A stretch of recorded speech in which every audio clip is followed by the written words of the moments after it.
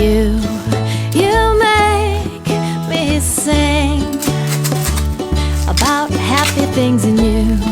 Make my heart ring. I feel just like a spoonful of joy. I twirl like a toy, rushing with sunshine, lifting my voice. You just make me want to sing. I'm taken in. I feel warm and toasty. I just love it when you got this way of bringing me up, smoothing me out, rounding my edges, trashing the rut. You just make me want to sing. I see you here beside me. It's better. Hi everyone! Welcome back to another vlog. This is the same day na I filmed the vlog from the previous vlog. So, same outfit pa rin po tayo. Same shirt. Kung sabihin nyo, di ako naliligo. But anyway guys, today I will be discussing sample questions during the interview for your loved ones and also for the main applicant. So if you wanna know what are the sample questions, please keep on watching. So habang nag-ayos ako ng mga documents ko kanina guys, nakita ko tong papel na sinend sa amin ng agency namin. These are the consular interview FAQs. So kung gusto nyo yung mga questions, kasi actually talaga guys, nung sa amin kasi, it was very easy preparation for us kasi ang ginawa kasi ng agency sa amin, nung nalaman na may mga interview dates kaming batch na almost the same yung mga day ng interview, nag-set ng meeting ang agency, tapos inorient kami kung ano ba yung mga usually na tinatanong, tapos paano namin siya sagutin. Kasi kung ako lang yun, hindi ko maiisip na kailangan kong i-prepare yung sarili ko para sa mga kailangan dalhin at para sa mga interview at paano siya sagutin. So ngayon guys, ay para lang po sa interview, mga sample questions lang po. Pero kung gusto nyong malaman kung paano yung interview process, ano ba yung mga documents na kailangan nyong dalhin, ano yung mga hinanap na documents sa akin, kung ba't ako napagalitan, na hindi ko dala, pero nakawagkabisa naman. Ayan. Let me know down below kung gusto nyo lang naman malaman. Ayan guys, so meron kami dito na mga sample questions. Hindi ko alam kung gano'n siya kadami, pero 2 pages siya. Pero isa-isahin ko lang guys para makita nyo, malaman nyo kung ano. Siyempre, what is your full name? Alam mo, very obvious na to guys. Kasi hawak nila yung mga papel nyo, yung passport ninyo, pero magtatanong pa rin talaga sila. Especially pre-screener, at saka yung sa consult, tsaka dun sa biometrics, yung sa fingerprinting area. Ayun, they will always ask your name, your full name. So, dapat practicein nyo na sabihin kung ano yung pangalan nyo. Kasi guys, kahit dito kasi, di ba, even in the hospital, before we do something, before we do give medication or we do procedures to our patients, we always do double identification. So, armband and yung tatanungin mo, what is your name and date of birth. So, same din sa embassy guys, yung ginagawa. So, when is your date of birth? So, I prefer guys na when you answer this question, ay hindi po number. Dito kasi, sabihin nila yung iba, 080972. Parang ganyan. Medyo tricky kasi yun kasi may mga ibang lahi na nauuna yung day compared sa month. Eh, paano kung yung day tsaka month ninyo ay in the same 30 days pa lang? So, in the 12 months. So, for example, ang birthday mo is January 12, 1991. So, pwede mong sabihin yun na 12-1 or 1-12, ganun, di ba? So, it's better to say January 12 or January 1, ganun. Month, day, tsaka yung year. When did you graduate from college and what school? Ayan. Nakakalimutan natin to actually. So, dapat alam nyo rin yan kung kailan kayo nag-graduate, tsaka kung ano yung school ninyo, na kung saan ninyo natapos yung nursing. Kasi ang ina-applyan nyo naman, di ba, yung sa nursing school. So, dapat alam nyo yan. When did you take your NCLEX? Ayan, dapat alam mo rin kung kailan ka nag-take ng NCLEX. Guys, alam mo, ang OOA talaga ng tanong kung minsan, pero these are questions that they need to ask para i-test kung talaga bang well knowledge ka sa ginagawa mo, sa ina-applyan mo. Ayan. Pero all in all naman, chill lang talaga. Alam mo namang sagutin yun, pero nakakakaba lang talaga, lalo na very silent. Ang maririnig mo lang yung aircon. At saka yung nagtatanong, ganyan. What did you do after passing the NCLEX? So, kung nag-work kayo, sasabihin nyo, nag-work ako, ganito. Tapos, dapat alam mo rin kung ilang years ka na nag-work. Kasi in my situation, the consul as the person right in front of me. Kasi guys, technique ko rin. During the interview, umupo ako dun sa upuan na may pinakamalapit sa window para maririnig ko kung ano yung itinatanong ng consul sa in-interview niya. So, nung tinanong na kailan ka nag-graduate, kailan ka nakapasa, kailan ka naging RN, ilang years na experience mo, yun yung mga tanong niya na usually, shoot, hindi ko alam yun. Hindi, nagbilang tuloy ako, ilang years na ba yung experience ko. Kasi ako guys, sasabihin ko lang naman, alam ko yung year kung kailan ako nag-start, tsaka nag-end. Pero hindi ko alam kung ilang years yun. So, gaganyan-ganyan pa ako. So, ayan. Maganda rin na alam nyo kung what did you do after passing, kung nag-work kayo, and kung ilang years kayo. Are you married? Ito pa, very tricky to. Kasi kung nagpasa kayo ng DS-216, yung single pa lang kayo, tapos after ng interview, married na kayo, or during the interview is married na kayo, tapos mamaya wala kayong maipakita na marriage certificate, matututo 1G kayo nun. So, dapat alam nyo kung isasagot nyo ninyo. So, I suggest you ask your agency kung ano yung mga kailangan yung isagot kapag ganito. Fortunately, sa akin guys, before pa ako nag-pass ng DS-260, before pa ako na-DQ, kinasal na kami.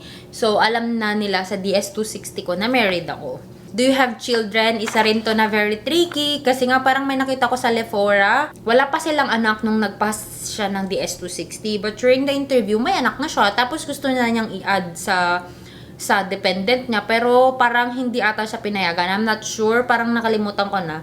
Pero ganun guys. So, paano nga ba yung gagawin pag ganun? Kasi wala akong idea. Kasi kung ang nasi-share ko lang kasi sa inyo is kung ano yung experience ko. So, yung mga may experience po ng ganun, please comment down below, or I suggest you ask the lawyer of your agency, or kung direct hire kayo, please ask the lawyer of your company. Are you still working now as a nurse? If the question is answerable by yes or no, just answer yes or no. Wala nang iba. Sasabi mo na, yeah, oh no, kasi ganito ako, wala na, wag na. Sabi mo lang no. No ma'am. No sir. Ganun lang. Kasi magpa-follow up question naman yan. At what hospital are you now working as a nurse? Yan. How long have you been working as a nurse? Ito na yung years of experience ninyo. Who is your petitioner? Oh, very important to guys. Who is your petitioner? Kapag nasa agency kayo, who is your petitioner? Ang petitioner is the agency itself. The company itself, ang pangalan ng agency. Pero kung direct hire kayo, I think also, parang hospital din ata yung petitioner ninyo. So, ayan. Sabi ko nga, kausapin nyo yung lawyer nyo kapag direct hire kayo. O, dito may sagot talaga dito ang ang guardian, guys. Who is your petitioner? Sabi. ang sagot dito ng guardian is, your petitioner and employer is Guardian Healthcare Providers. Is your employer a hospital or staffing agency? So, kung direct hire kayo, probably it's a hospital yung petitioner nyo. Pero in my case, is staffing agency. How did you come to know about your employer and when did you meet your employer? Actually, tinanong to sa akin guys. Tinanong din to sa mga nurses ahead of me during the pre-screening and sa consul. Parang sinasagot ata namin, it was referred by a friend. Ganon. Kasi kung na-meet mo lang sila online, parang hindi siya masyadong kapanipaniwala, magiging questionable. Parang ang sinasabi ata namin is, it was referred by a friend. Yeah. Referred by a friend. How did you come to know about your agency? Same, referred by a friend. What is the address of your petitioner or employer? So, ito guys, ito talaga yung ano ko noon. Kinakabahan ako kasi hindi ako magaling mag-memorize ng mga ganito-ganyan. Yung feeling ko naman hindi gaanong ka-importante. Hindi ko talaga minimemorize. So, ang ginawa ko nun guys, kumuha ako ng clear na envelope.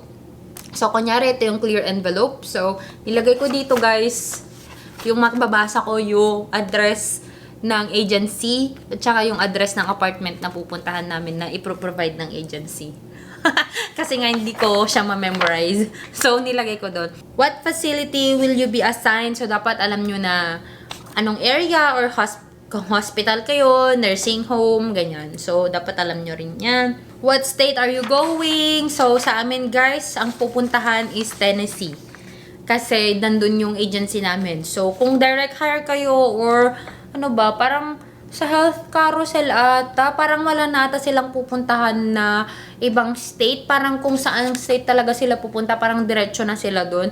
In our case, and sa Avant, sa Avant, pumupunta muna silang Florida, if I'm not mistaken. And sa Tennessee, and then sa GHP, sa Tennessee muna kami napupunta. So, kung saan yung pupuntahan mo, dun ka. So, sa amin ang sagot namin, Tennessee, kahit Iowa yung deployment ko.